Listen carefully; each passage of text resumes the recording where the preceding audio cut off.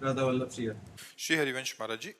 महाराज जी, पिछले 2 वर्षों से आपका सत्संग एवं एकांतिक वार्तालाप नित्य सुन रहा हूँ। धीरे धीरे अब पूरा परिवार भी आपको नित्य सुनने लगा है। परिवार के युवाओं में भी आपके प्रति श्रद्धा जागृत हुई है। आपकी वाणी से उनके विचारों में परिवर्तन भी आया है और नई ऊर्जा और दिशा मिली है। महाराज जी, मेरा एक प्रश्न है, किसी भी रिश्ते में अहंकार, ईगो और स्वाभिमान मतलब सेल्फ रिस्पेक्ट में कैसे फर्क करें? आज पूरा विश्व आपको सुनता है, आपकी देखो, बातों पर श्रद्धा। स्वाभिमान को हम जान नहीं पाए, इसलिए हम स्वाभिमान को, देहाभिमान को ही स्वाभिमान समझते हैं। अपनी कुल, अपनी जाति, अपने पद, अपनी प्रतिष्ठा को हम स्वाभिमान समझते हैं।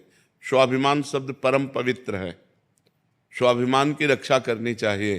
पर स्वाभिमान का मतलब शरीर को लेकर नहीं है, स्वतत्व को लेकर है।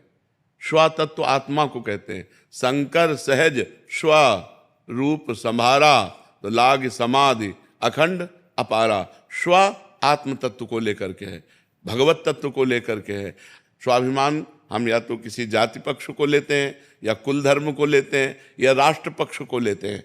कोई ना कोई हम पक्ष लेते हैं, लेकिन स्व का सही अर्थ है आत्मस्वरूप। आत्मस्वरूप, हम आत्मस्वरूप अर्थात भगवत मार्ग के विरुद्ध नहीं चल सकते, उसे अभिमान नहीं कहते। जैसे अस अभिमान जाई जन भोरे, मैं सेवक रघुपति पति मोरे। सिया राम जी मेरे प्रीतम है, पति हैं, स्वामी हैं, और मैं उनका सेवक हूँ। अब मैं धर्म के विरुद्ध नहीं चल सकता।